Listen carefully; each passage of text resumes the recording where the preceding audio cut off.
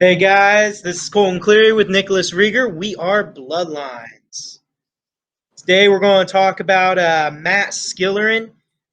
He is a writer, or not writer, wow. Well, he did write his own stuff, I believe. He did write. Yeah, he wrote. He drew all of his stuff, and Yeah, he is an artist, though. That is his big skill, most definitely. He's a real good one, too. We met him at Comic-Con. Well, I met Matt a little deal at my parents in Greenfield, but Comic-Con is where we really got to talk to him together. He's a nice guy, really good, cool, get to know him. But to get on with his comic book, he's got one called The Freaking Future. Uh, it's not kids' comic, that much is for sure. He doesn't write kids' comics, but it has some amazing artwork in there. It's got some little bit of funny areas, a lot of satire in his writing. I'll tell you that. Uh, yeah, and I think one thing we're going to talk about two of his comics today, correct? yeah, Yeah, and I think one thing we can go from the freaking future to his other comic book was the color he put into it. Into the freaking future, and it really kind of brought things out. And he yeah, he's got it. He definitely has his own design, and that's amazing because I definitely enjoy. It's kind of like everything else with Comic Con and stuff, but like getting to see everybody else's style. You know what I mean? And yeah. I feel like I'm George W. Sitting up here talking with my hands. So I'm gonna try and quit doing Yeah, that. like all day and night. Yeah. Don't know what to do with my hands. Yeah, absolutely. So, but yeah. Anyways, the freaking future was cool because I read his other comic first, and it was all black and white. And then getting into the freaking future and seeing the color that he had put into it is kind of like, oh, he really kind of jumped up a notch, and for me at least, and it kind of brought the comics more to life in my opinion. But I still love the black and white. I know you really liked the comic that he wrote, so Yeah, there was a lot more reading in there. Freaking Future was a shorter read, that much is for sure. Comic that I wrote, though, I liked how it went, and like he worked his way to it. The first issue part of it, there's a lot of reading that goes on, but there was a lot of story creating going on too within that writing. It wasn't all meaningless, and that was definitely needed in it, and it kind of touches more to the heart too, because it's something that everybody experiences and goes through. And as it went on, though, it really broke and took off after that. He really hit his groove. He had the writing right where it needed to be, the dialogue exactly the way it had to go. I remember reading whenever I was trying to come up with an idea of how I wanted to make a comic book and everything. And a lot of times I heard said was, you either throw your punches too soon or you throw them too late. It takes a while to know exactly when to throw them, and he was definitely starting to catch his groove and know when to start to throw his punches or when to start to make his breaks from dialogue into action and from action back into dialogue, and that's always important too. Uh, oh yeah, absolutely, I agree. And it's kind of like you said, it was kind of more of like I wouldn't say personal, but like it definitely came from him. You know what I mean? That's what he experienced. And like you said, everybody experiences through it. And you and I talked about making our own comic and stuff like that. And that's another thing we can relate to is I think I sent you something the other night, and it was something about us. You know what I mean? We're sitting here messing with ideas, and it's like, how can we turn this into something that people experience, people go through, and they do that. And we kind of have the same ideas he does, but he's definitely way more advanced than us. You know what I'm saying? oh yeah, I mean, he's got a comic made. We're all talking until we have something, but Yeah, absolutely. So it's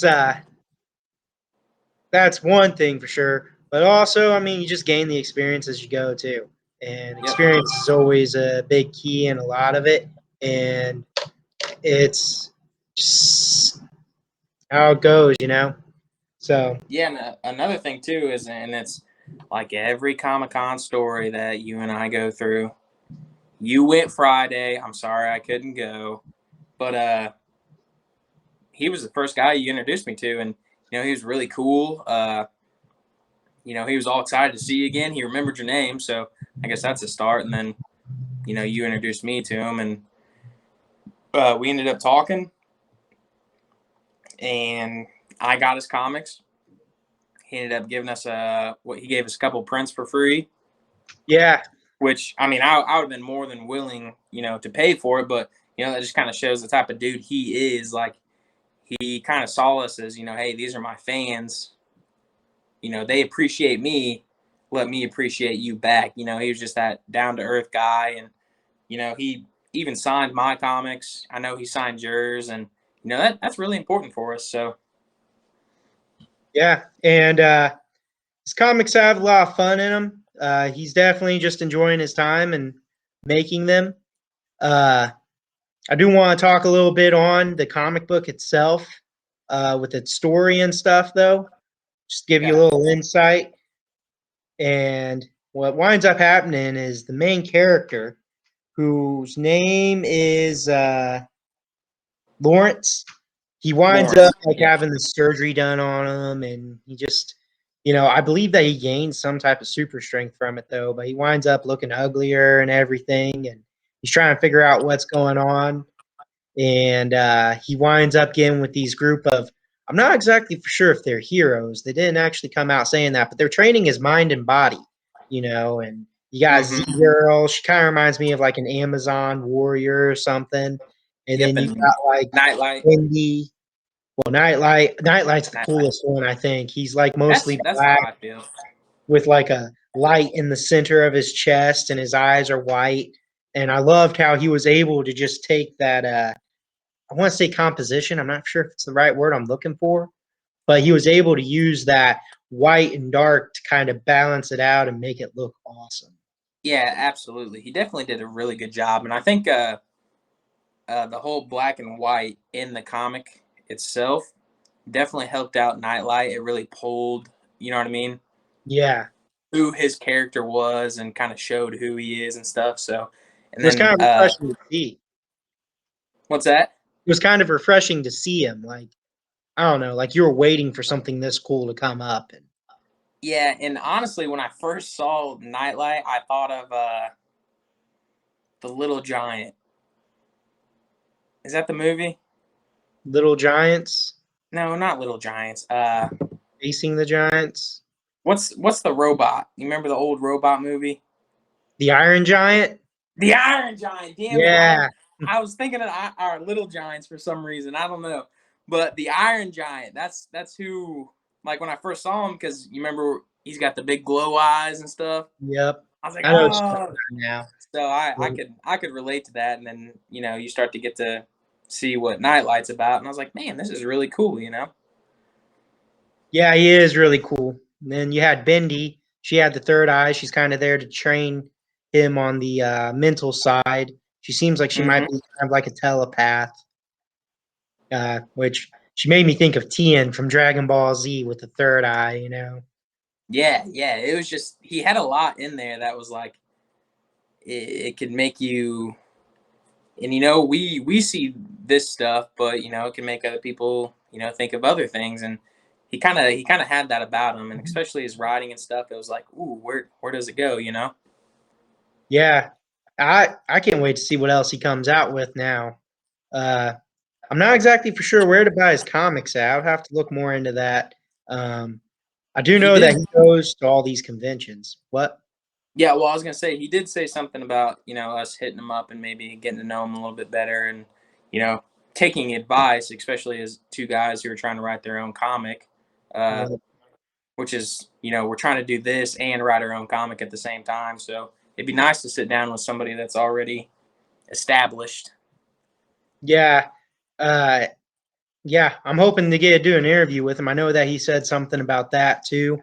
So he's a cool guy to have to talk to. So I'll be looking forward to that. Yep, absolutely. And then I think I'm might be mistaken, but I think when we were standing there, it might have been his dad or something that was next to us. Maybe, I'm not sure. I can't remember. Yeah, I think I heard him say that. So what I was getting to is if I heard that right, it's pretty cool that he's got a pretty big support system, and Yeah. it's kind of the type of guy you and I would like to hang around with and definitely gain experience from. So Yeah, most definitely. And I share a lot of his stuff on Facebook through our page and stuff. So be able yeah, to see where he's going next. He posts a lot of it on Facebook on his own Facebook page. So, but I'll be sharing that, and hopefully we'll have him on here to talk to soon. Think yeah, that pretty much this one up. So. yep, absolutely. So definitely a good read. And like you said, we'll definitely get back on here and tell you guys where to buy his stuff at. So Yep. So have a good one, guys. yep, see it.